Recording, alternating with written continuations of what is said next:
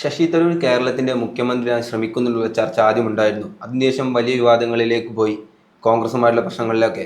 പക്ഷേ വീണ്ടും ശശി തരൂർ കേരളത്തിലെത്തി ക്രിസ്ത്യൻ സഭകളുടെ പരിപാടിയിലൊക്കെ പങ്കെടുക്കുന്നു. അപ്പം അദ്ദേഹം വീണ്ടും കേരളത്തിൽ ഒരു മുഖ്യമന്ത്രിയാകാൻ ശ്രമിക്കുന്നുണ്ടോ എന്നാണ്? തീർച്ചയായിട്ടും അദ്ദേഹം മുഖ്യമന്ത്രിക്കുള്ള ഒരു മത്സരം അവസാനിപ്പിച്ചിട്ടില്ല എന്നുള്ളതാണ് നമുക്ക് തോന്നുന്ന ഒരു കാര്യം. ഇനി അതല്ല, അദ്ദേഹം നേരത്തെ പറഞ്ഞതുപോലെ ഉപരാഷ്ട്രപതി ഒക്കെ ഏറ്റെടുത്താൽ പോലും കേരളത്തിൽ അദ്ദേഹത്തിനൊരു ബേസ് ഉണ്ടാക്കുകയും പിന്തുണയുണ്ട് എന്നൊക്കെ അറിയിക്കുകയും ചെയ്യേണ്ട ആവശ്യം അദ്ദേഹത്തിനുണ്ട്. അപ്പോൾ അതുമായി ബന്ധപ്പെട്ടുകൊണ്ട് തന്നെയാണ് ഇപ്പോൾ പാലാ രൂപതയുടെ പരിപാടിയിലും അതുപോലെ തന്നെ CSIയുടെ മധ്യ കേരള സഭയുടെ മഹാ ഇടവക ദിനാഘോഷവും ഒക്കെ തന്നെ ഉദ്ഘാടനം ചെയ്യുന്നത് അദ്ദേഹമാണ്. അപ്പോൾ ഇത്തരം പരിപാടികളിലൊക്കെ സംസാരിക്കാൻ വേണ്ടിയിട്ട് ഏറ്റവും പ്രധാനപ്പെട്ട കാര്യം ഷിബിലി സണ്ണി ജോസഫിനെ കൂടി വിളിച്ചിട്ടുണ്ട്. അപ്പോൾ സണ്ണി ജോസഫിനെ വിളിച്ചേക്കുമ്പോൾ സണ്ണി ജോസഫ് നമുക്കറിയാലോ, കോൺഗ്രസിൻ്റെ KPC അധ്യക്ഷനാകാൻ വേണ്ടി തീരുമാനിക്കുമ്പോൾ തന്നെ അദ്ദേഹം ഇത്തരത്തിലൊരു ക്രിസ്ത്യൻ മലയോര കർഷക കുടുംബത്തിൽ നിന്നാണ് എന്ന് പറയുന്ന ഒരു കാര്യം കൂടി പരിഗണിച്ചുകൊണ്ടാണ്. കാരണം ക്രിസ്ത്യൻ മതവിഭാഗമൊക്കെ തന്നെ കോൺഗ്രസിൽ നിന്ന് അകന്നു പോവുകയാണ്. അപ്പോൾ അത്തരത്തിൽ അടുപ്പിക്കാൻ വേണ്ടി കൂടിയാണ് സണ്ണി ജോസഫിനെ തസ്തികയിലേക്ക് വെച്ചത്.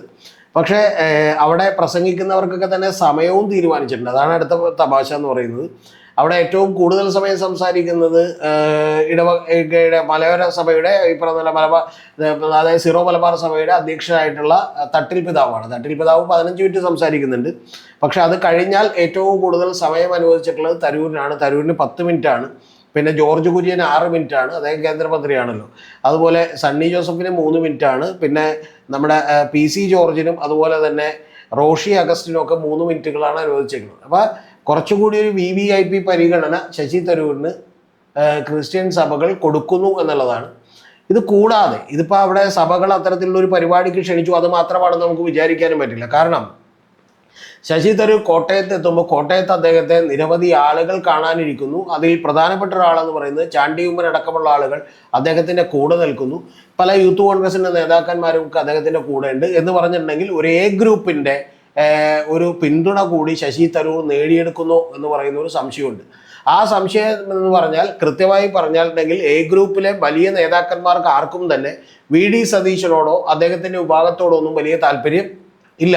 അപ്പോൾ VD സതീശനെതിരായി വലിയ രീതിയിലുള്ളൊരു പടയൊഴുക്കം നടത്താൻ ഇനി തരൂരെങ്കിൽ തരൂരിനെ മുന്നിൽ നിർത്തിക്കൊണ്ടുള്ള ഒരു ശ്രമം A ഗ്രൂപ്പ് നടത്താൻ പോകുന്നു എന്നാണ് നമ്മൾ വിചാരിക്കുന്നത്. A ഗ്രൂപ്പിന് മാത്രമായിട്ട് യഥാർത്ഥത്തിൽ അത്തരത്തിൽ ഉയർത്തി കാണിക്കാൻ പറ്റുന്ന ഒരു മുഖ്യമന്ത്രി കാൻഡിഡേറ്റ് തൽക്കാലം ഇല്ല. അപ്പോൾ തരൂരിനെ ഉയർത്തി കാണിച്ചുകൊണ്ട് അത്തരത്തിലുള്ളൊരു മുഖ്യമന്ത്രി സ്ഥാനത്തേക്കുള്ള ഒരു പടയൊരുക്കം നടത്താൻ A ഗ്രൂപ്പ് തയ്യാറാകുമോ എന്നൊക്കെ ഉള്ളതാണ്. പക്ഷേ ഇതിൻ്റെ പ്രധാനപ്പെട്ട പ്രശ്നം, ശശി തരൂർ ഇപ്പം തന്നെ ഹൈക്കമാൻഡിന് അനഭിമതനായിരിക്കുന്നു എന്നുള്ള ഒരു യാഥാർത്ഥ്യമാണ്. അതുകൊണ്ട് അദ്ദേഹം ഇനി BJPയിലേക്ക് അല്ലെങ്കിൽ ഉപരാഷ്ട്രപതിയായി പോകുമെന്നൊക്കെയുള്ള സംശയങ്ങളൊക്കെ നിലനിൽക്കുന്നുണ്ട്. പക്ഷെ പ്രധാനപ്പെട്ട ഒരു കാര്യമുള്ളത്, ഇത്തരത്തിലുള്ളൊരു കാര്യത്തിന് വേണ്ടി കോൺഗ്രസിൽ വലിയ തോതിലുള്ള ഒരു പടയൊരുക്കം നടക്കുന്നു എന്നുള്ളത് നമ്മൾ നേരത്തെ തന്നെ വീഡിയോ ചെയ്തിട്ടുള്ളതാണ്. ഷിബിലിക്കൊക്കെ ഓർമ്മയുണ്ടാവും. അതായത് ഷാഫി പറമ്പിലിനും ഈ പറയുന്ന നമ്മുടെ രാഹുൽ മാങ്കൂട്ടത്തിലും ഒക്കെ എതിരെ, ഷാഫി പറമ്പിലിനും രാഹുൽ മാങ്കൂട്ടത്തിലും എതിരെ എന്ന് പറഞ്ഞാൽ യഥാർത്ഥത്തിൽ VD സതീശന് കൂടി എതിരായിട്ട് വലിയ തോതിലുള്ള ഒരു പടയൊരുക്കം ചാണ്ടി ഉമ്മൻ്റെ നേതൃത്വത്തിൽ നടക്കുന്നുവെന്നും അതിന് A ഗ്രൂപ്പിൻ്റെ വലിയ പിന്തുണ ഉണ്ടെന്നും ഒക്കെ നമ്മൾ കേട്ടിരുന്നു. അപ്പോൾ അത്തരത്തിലുള്ള പിന്തുണയിലേക്ക് ശശി തരൂർ കൂടി എത്തുകയാണെങ്കിൽ, കളം പിടിക്കാനുള്ള ഒരു വലിയ മാർഗമായി ശശി തരൂർ ഇത് കാണുകയാണെങ്കിൽ തീർച്ചയായിട്ടും അത് വലിയ തോതിലുള്ള പ്രശ്നങ്ങൾ കോൺഗ്രസ് രാഷ്ട്രീയത്തിൽ ഉണ്ടാക്കും. കാരണം ഇപ്പോൾ നിലവിലുള്ള സാഹചര്യം അനുസരിച്ച് നമുക്കറിയാം, നിലമ്പൂർ തെരഞ്ഞെടുപ്പോടുകൂടി കഴിഞ്ഞതോടുകൂടി തന്നെ VD സതീശന് അത്തരത്തിലേക്ക് ഒരു വലിയ മത്സരം ഉണ്ടാവില്ല, വലിയ എതിർപ്പുണ്ടാവില്ല. കാരണം അദ്ദേഹം ഏതാണ്ട് ഒരു മുഖ്യമന്ത്രി കാൻഡിഡേറ്റായി തന്നെ കേരളത്തിൽ മുന്നോട്ട് പോകുന്നു എന്നുള്ളൊരു തോന്നൽ നമുക്ക് എല്ലാവർക്കും തന്നെ ഉണ്ടായിരുന്നു. അതിനോട് അടുത്ത് നിന്നത് രമേശ് ചെന്നിത്തല മാത്രമാണ്. പക്ഷേ രമേശ് ചെന്നിത്തല ഒരുപാട് പുറകോട്ട് പോയിരിക്കുന്നു. അപ്പോൾ അത്തരം കാര്യങ്ങളൊക്കെ ഉണ്ടായതുകൊണ്ട് തന്നെ വലിയ മത്സരം ഉണ്ടാകുന്നില്ല എന്ന് പറയുന്നിടത്ത് നിന്ന് ഞാൻ അന്നത്തെ വീഡിയോയിൽ തന്നെ ഷിബിലിയോട് പറഞ്ഞിട്ടുണ്ട്, കോൺഗ്രസ് ആയതുകൊണ്ട് പല അത്ഭുതങ്ങളും പ്രതീക്ഷിക്കാം. ഇനി ഇതൊക്കെ സംഭവിച്ചാലും നാളെ ഇത്തരത്തിൽ മത സംഘടനകളുടെയും മറ്റു ആളുകളുടെയും ഒക്കെ തന്നെ വലിയ തോതിലുള്ള പിന്തുണ തരൂർ നേടിയെടുത്താലൊന്നും നമ്മൾ അത്ഭുതപ്പെടേണ്ടതില്ല. കാരണം തരൂർ കേരളത്തിലേക്ക് വന്നൊരു യാത്ര നടത്തിയത് നിങ്ങൾക്ക് എല്ലാവർക്കും ഓർമ്മയുണ്ടാവും. മലബാർ പാണക്കാട് തങ്ങളെ അടക്കം, മുസ്ലിം ലീഗിൻ്റെ നേതാക്കന്മാരെ അടക്കം, അതുപോലെ തന്നെ എല്ലാ മത സാമുദായിക സംഘടനകളുടെ നേതാക്കന്മാരെ അടക്കം അദ്ദേഹം കണ്ട് വലിയ തോതിൽ പിന്തുണ ആർജിച്ചതാണ്. അപ്പം അതുകൊണ്ട് ഇനി കാത്തിരുന്ന് കാണേണ്ട ഒരു കാര്യമാണ് ഇതെന്ത് സംഭവിക്കുന്നത്.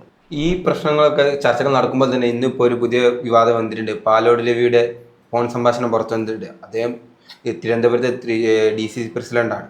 അപ്പോൾ ഇങ്ങനെ ഒരു സംഭാഷണങ്ങൾ വന്നത് ആരെങ്ങനെ വിലയിരുത്തുന്നത്? തിരുവനന്തപുരത്ത് ഒരു DCC പ്രസിഡന്റ് എന്ന് മാത്രമല്ല ഒരു സീസൺഡ് ആയിട്ടുള്ള പൊളിറ്റീഷ്യനാണ് പാലോട് രവി. എന്ന് പറഞ്ഞാൽ അദ്ദേഹത്തെ നമ്മളൊരു ചെറിയ DC പ്രസിഡന്റായി മാത്രം കാണരുത്. കാരണം കേരള സംസ്ഥാനത്തിലെ എല്ലാ പ്രമുഖരായിട്ടുള്ള വലിയ നേതാക്കന്മാരുമായും വലിയ കൊടുക്കൽ വാങ്ങലുകളും ബന്ധവുമുള്ള വളരെ സീനിയർ ആയിട്ടുള്ള ഒരു കോൺഗ്രസ്സുകാരനാണ് പാലോട് രവി എന്ന് പറയുന്നത്. അദ്ദേഹം ജനഗണമനയൊക്കെ പാടി തെറ്റിച്ചിട്ടുണ്ടാവും, പക്ഷെ അദ്ദേഹത്തിൻ്റെ മറ്റ് റീഡിങ്ങിലൊന്നും വലിയ തെറ്റുണ്ടാവില്ല. ഇന്നിപ്പോൾ അദ്ദേഹത്തിൻ്റെ ഒരു എക്സ്ക്ലൂസീവ് ആയിട്ടുള്ള അദ്ദേഹം യഥാർത്ഥത്തിൽ ജലീൽ എന്ന് പറയുന്ന, അതായത് പുല്ലമ്പാറയിലുള്ള ഒരു ലോക്കൽ ലീഡറാണ് ജലീൽ എന്ന് പറയുന്നത്. ആ ജലീൽ എന്ന് പറയുന്ന ഒരാളുമായിട്ടുള്ള സംഭാഷണമാണ് പുറത്തേക്ക് വിട്ടിട്ടുള്ളത്. അത് പുറത്തേക്ക് വിട്ടിട്ടുള്ളത് നമ്മുടെ സുഹൃത്തായിട്ടുള്ള റോഷിപാലാണ്. അതുപോലെ റിപ്പോർട്ടർ ചാനലിൽ സ്മൃതിയാണ് അവതരിപ്പിച്ചത്. അത് കേട്ടാൽ നമുക്ക് ചിരി വരും. കാരണം കോൺഗ്രസിൻ്റെ അവസ്ഥ എന്താണെന്ന്. കാരണം കോൺഗ്രസ് ലോക്കൽ ബോഡി തെരഞ്ഞെടുപ്പിൽ 3-ാം സ്ഥാനത്തേക്ക് പോകുമെന്നാണ് പാലോട് രവി എന്ന് പറയുന്നത്. ഷിബിലി ഒന്ന് മനസ്സിലാക്കണം, കേരളത്തിൻ്റെ തലസ്ഥാന ജില്ലയായിട്ടുള്ള തിരുവനന്തപുരം ജില്ലയിലെ DCC പ്രസിഡന്റിന്റെ ആത്മവിശ്വാസം എത്രത്തോളം ഉണ്ടെന്ന് മനസ്സിലാക്കി. അതായത് ഏറ്റവും പ്രധാനപ്പെട്ട ഒരു നഗരത്തിൽ ജില്ലയിൽ മുന്നോട്ട് നയിക്കാൻ വേണ്ടി പോയിട്ടുള്ള ആളെ സംബന്ധിച്ചോളം അദ്ദേഹം പറയുന്നത് കോൺഗ്രസ് 3-ാം സ്ഥാനത്ത് പോകുന്നതാണ്. ഒരു കാര്യം ഞാൻ ഉറപ്പിച്ചു പറയാം, കേരളത്തിൽ കോൺഗ്രസ് ലോക്കൽ ബോഡി തെരഞ്ഞെടുപ്പിൽ 3-ാം സ്ഥാനത്ത് പോയില്ലെങ്കിലും തിരുവനന്തപുരം ജില്ലയിൽ 3-ാം സ്ഥാനത്ത് പോകും എന്ന് പാലോട് രവി പറഞ്ഞിട്ടുണ്ടെങ്കിൽ അത് 100% ഉറപ്പാണ്. മനസ്സിലായി? അതൊന്ന്. ഇനി രണ്ടാമത്തെ അദ്ദേഹം പറയുന്നത് എന്താണെന്നറിയോ? 2026 60 മണ്ഡലങ്ങളിൽ പണം കൊടുത്താണെങ്കിലും സാമ്പത്തികം ഇറക്കിയിട്ടാണെങ്കിലും ഒക്കെ BJP വോട്ട് മേടിക്കും. അവരെന്താണ് ചെയ്യാൻ പോകുന്നതെന്ന് നിങ്ങൾ കണ്ടോളൂ. യഥാർത്ഥത്തിൽ വീണ്ടും അപ്പൊ അങ്ങനെ സംഭവിക്കുമ്പോൾ എന്ത് സംഭവിക്കും? BJPക്ക് വോട്ട് കിട്ടും, കോൺഗ്രസിനും ആയി വോട്ട് സ്പ്ലിറ്റ് ചെയ്ത് പോകുമ്പോൾ വലിയ തോതിൽ LDF വീണ്ടും അധികാരത്തിൽ വരും. 2026 പിണറായി ഭരണം തുടരും എന്നാണ് അദ്ദേഹം പറയുന്നത്. പിണറായി അല്ലെങ്കിൽ വേറൊരാൾ LDFന്റെ ഭരണം തുടരുമെന്ന് ആത്മവിശ്വാസത്തോടെ അദ്ദേഹം ജലീലിനോട് പറയുകയാണ്. ഇതാണ് ഒരു കാര്യം. അപ്പോൾ ഒരു കേരളത്തിലെ ഒരു ജില്ലയിലെ കോൺഗ്രസിന്റെ ഏറ്റവും പ്രധാനപ്പെട്ട ജില്ലയിലെ തലസ്ഥാന ജില്ലയിലെ DCC പ്രസിഡന്റിനും വളരെ സീനിയർ ആയിട്ടുള്ള ഒരു കോൺഗ്രസ്സുകാരുടെ നേതാവിനുള്ള ആത്മവിശ്വാസമാണ് ഇതൊന്ന്. രണ്ടാമത്തെ കാര്യം, ഇനി അങ്ങനെ അദ്ദേഹത്തിന് ഒരു ആത്മവിശ്വാസക്കുറവുണ്ടെങ്കിൽ അത് ആരോടോ പറയേണ്ടത്?